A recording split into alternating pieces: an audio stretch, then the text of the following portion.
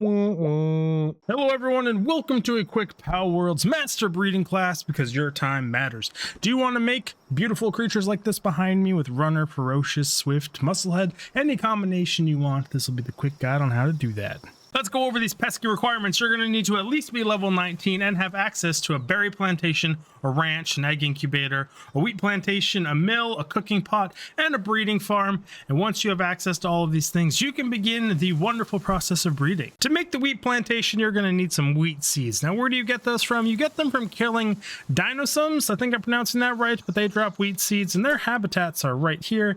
You can see where they're living. It's super easy. There's some right at the very beginning and some a little bit farther in. They're just kind of all around, but easy to go kill, and you don't need very many seeds to start your plantation. Now let's quickly go over how to actually breed. You are going to need two pals. One pal is going to need to be female, which you can see by this pink icon. The other one is going to need to be male, which you can see by that blue icon. Then you're going to drag the first pal down here, walk on over, hit V to pick it up. Then we're going to run all the way over here, and if you hit V again when you're in here, you can assign this to the breeding farm. You can see it pops up saying fixed assignment to breeding farm. Then we're going to rinse and repeat for the male. Drop you down. He's a little bit bigger. We're not going to ask how this happens. We're just going to call it magic and move on over here. Throw this in here. Now you can see they are both fixed to the assignment of breeding, and you should see this icon pop up and this orange bar starts to fill up. They were already in here, so mine's half full.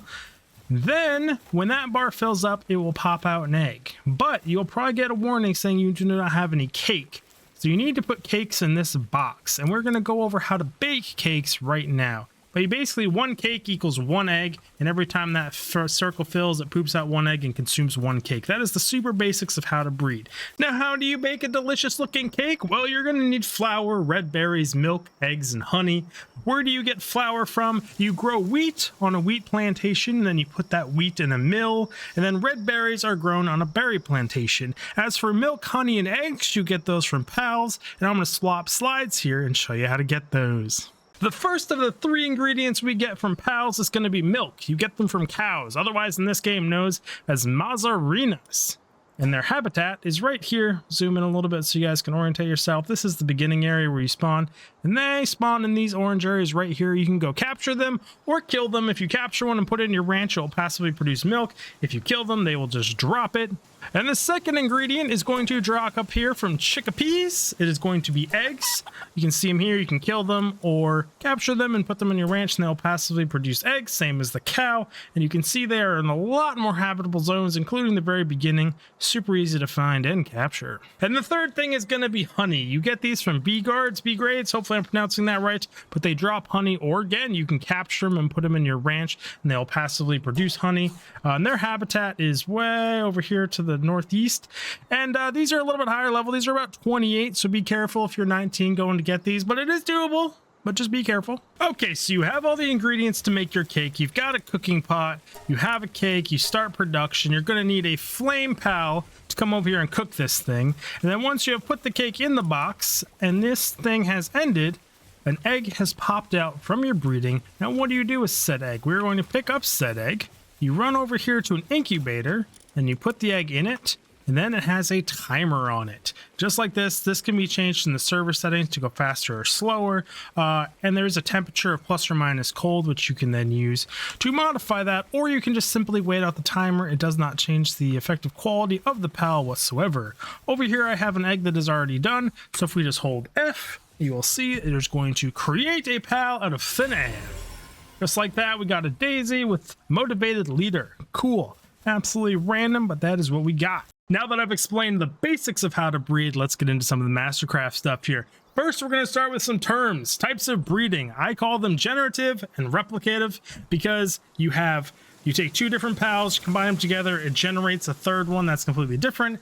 Then to replicate, you take two of the exact same pals, put them together, and it prints out one of the exact same type. Now let's go over the types of pals you can breed. There are 5 legendary ones. Those can only be bred through replicative, so you can only have 2 of the exact same to print out a third of the exact same. There are 34 fusion or special breeds. These are technically a form of generative, but there's only one combination where you need a specific pal and another specific pal together to produce that. There's 34 of those. And then the rest of the pals are generic. generic, and there are many combinations of generics to equal each and every single type of PAL. We'll get into that in a minute here. But those are the types of PALs and the types of breeding that we're going to be using in this video. Now that we have some terms down, I'm going to try and explain how the breeding system works behind the scenes, what's actually going on, how you can target things, and how complicated yet simplistic, since masterful / amazing this whole system is. Props on you, whoever came up with this. Now, behind the scenes, every single PAL is assigned a number.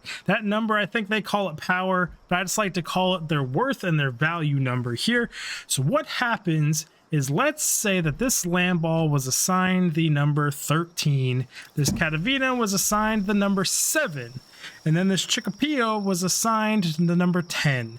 If we took this formula here and put parent 1 in of 13, parent 2 of 7 in, added the two together to equal 20, and then divided it by 2 to come up with the average, that would equal 10, which means the egg would pop out a Chicopia. It's super simple math behind the scenes, and it's kind of irrelevant to everyone here, but that's how people can target exactly what PAL they want. That number is static across everyone in the universe, and it has been data mined. There's over 18,000 combinations of all these things, so you could figure it out on your own, but it would take an astronomical amount of time.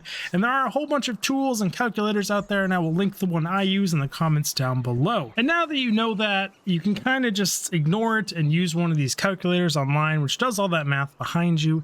And the one I use is really simple. You just click up here of what child you want. Let's say I want a Catava. And then these are the 5 combinations. If I breed any of these two together in this order, they will always pop out a Catavia. And there's ones that have many more options. Like if I click on a B-Guard, you can see that it scrolls down for a very long time of combinations you can do. This is where that 18,000 number comes in. It can get a little bit overwhelming, but it's actually quite simple. What you're going to do is basically build a family tree. Let's say you really want what I made, which was a Burkon.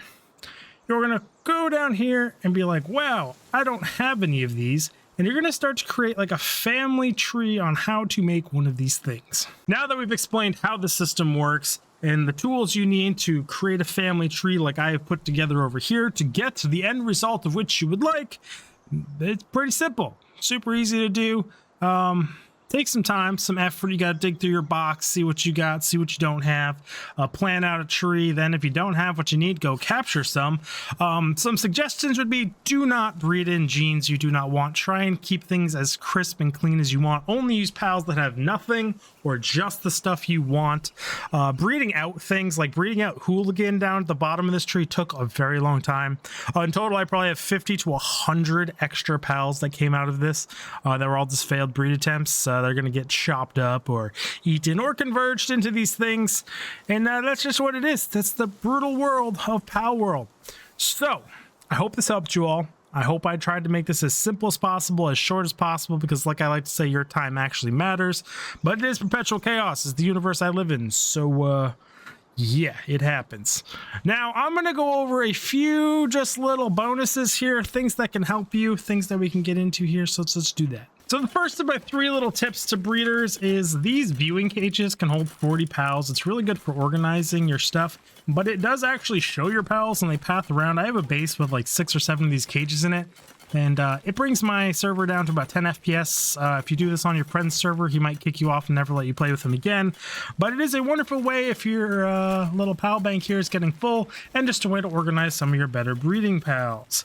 Then if you come over to this power statue, after you've bred this amazing thing, you can click on it and level up your PAL's 4 main stats by using the souls you've been looting everywhere. And then the last way you can boost the power of your PAL after you've bred it up is by merging other versions of itself into itself. Like you can see, I've already got mine up to 3. You can go up to 5 total, but I'm up to requiring 32. It gets very expensive. Like I don't have 32 more to put into this. It gets exponential every single time, but that does also level up its passive right here, where now I have Thunderous level 3. Don't know how much that actually changes anything, but it is a big deal. And then lastly, you can find other PALs that level up the type of PAL you're running. Like these PALs increase the power of neutral PALs, which I was running my Direwolf that I bred up originally. and that's why I have them in, and they just give a passive 95% increased attack. And if you can merge those, they also get bonuses to that. But soon I'm going to swap over to the ones that boost the electric one.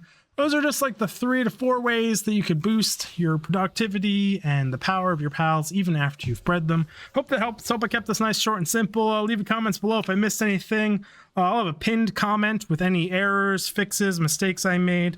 That's just something I do on all my guides. Hopefully nothing goes there, but there always is. Something always goes there. And I hope you all have a wonderful day, and I hope this helped. And I hope it was simple, straightforward enough, but also explained enough. I don't know.